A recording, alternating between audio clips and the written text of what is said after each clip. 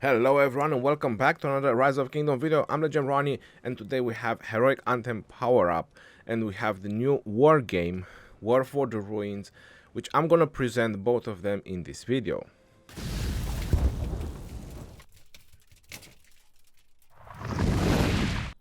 Our registration for KVK just started, but unfortunately people are going so crazy for Heroic Anthem that it took a couple of minutes to fill up, and our R5 was not online, and I believe that Lilith released another 20 slots. As you see, it's 80 out of 60, used to be 60 out of 60, and it still filled up very fast. I was online, but the R5 was not online.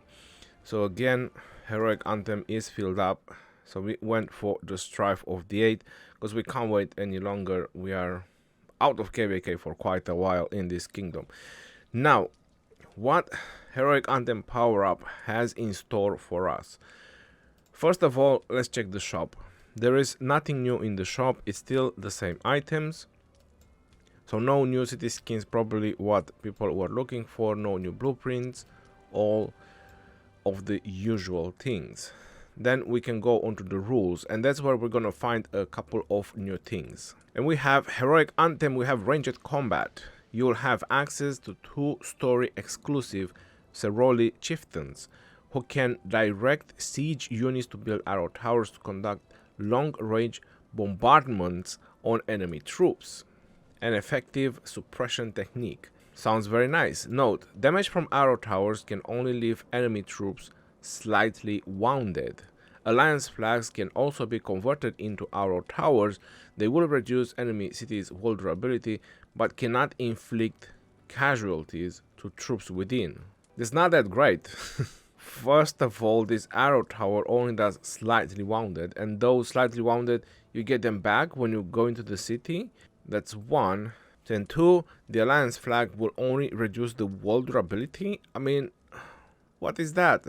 I don't think that there is a much trouble that you can do with this. The arrow tower with the siege sounds very interesting. To be honest, even that it causes only slightly wounded.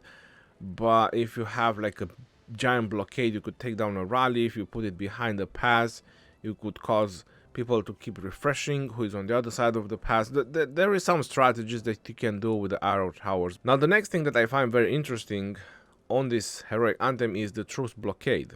Your troops and other friendly troops can blockade non-allied troops on the map while allowing free pass to allies. If your troops block non-allied troops, your troops can be directed either to stand their ground with a peaceful stance or launch an attack with the aggressive stance option.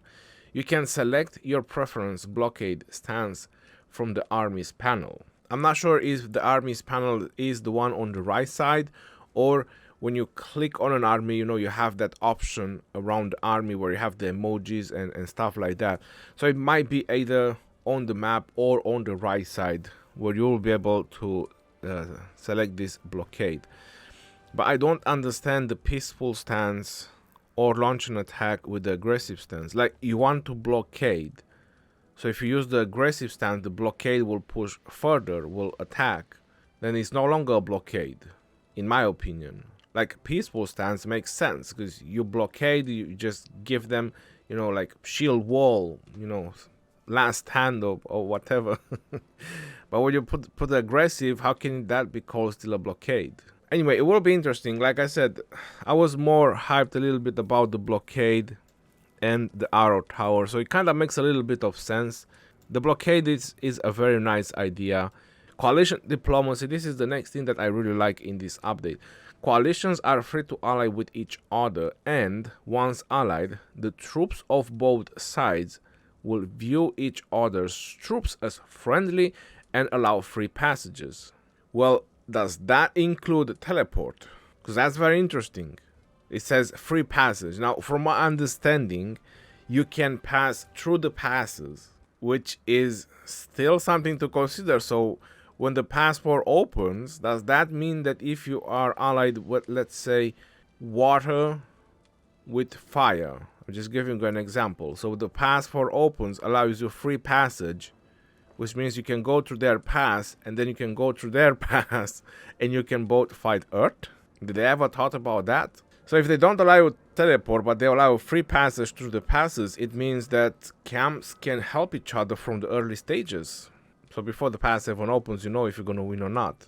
Anyway, that's what I'm understanding so far. Alliances under the same coalition will be considered allies by default. After the season has started, the map will be converted in fog. Oh no, they still haven't removed this. Please kill me now.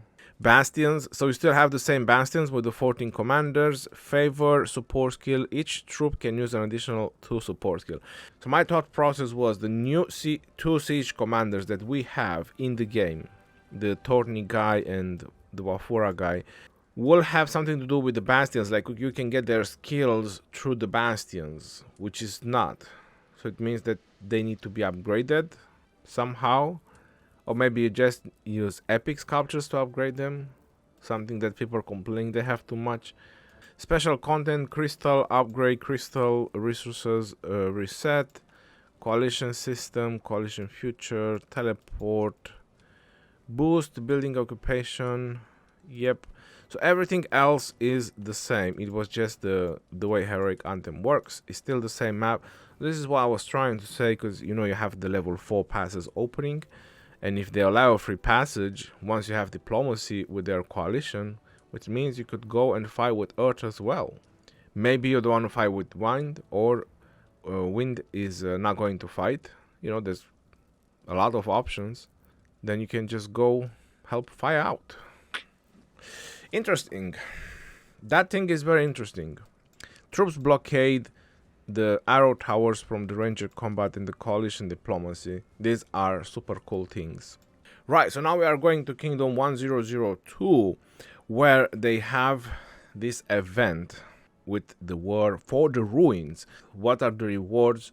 And here, by the way, they are registered for Heroic Anthem, but this is a level 11 city, so I won't be able to go on the map and see. Wow, so they increased by 20. Here it shows that they increased by 20, but on my kingdom it shows 80 out of 60. It was 60 out of 60 and now they just added 20 more. They should just let how many people want to test it, just let them test it. I mean, what's wrong in that? If people really want to play Heroic Anthem, War of the Ruins. Now the first thing I can tell you regarding the rules is where you want to read a little bit is the skill overview. You want to make sure that you know a little bit what the skills do before you go into the map. The second thing I have to say, this is like a Champions of Olympia, so you have to play it until you get your rewards, pretty much.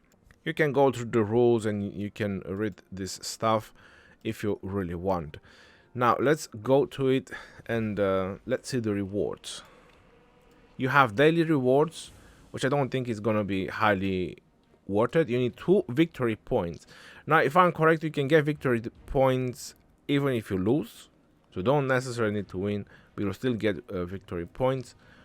And then you have the total rewards, which, like I said, is like the champion. You play it until you get your victory points, you get your 2 sculptures, and that's it.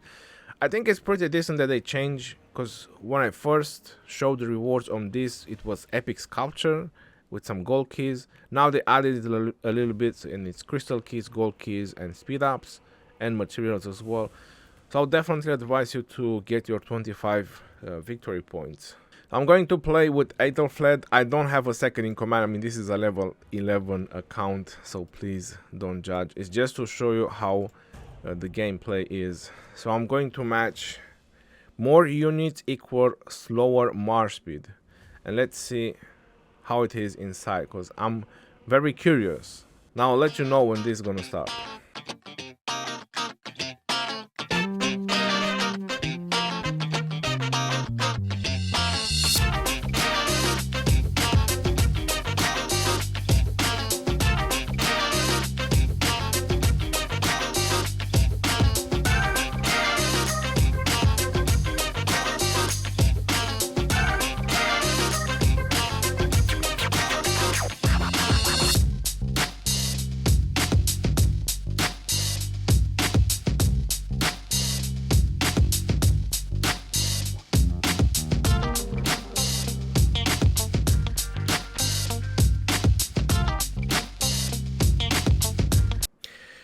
Alright, so after spending 10 minutes in waiting, I kinda lost my patience, to be very honest, and we are only 2 people. It must be either my commanders, it must be my city hall level, my VIP. That's why I'm probably not finding a matchmaking, or people really like this event so much that they are not queuing up for it. They've done their 25 victory points and that's it for today. Now I'm not sure which one is the situation, but there isn't enough people and I'm not gonna wait a lifetime to play it.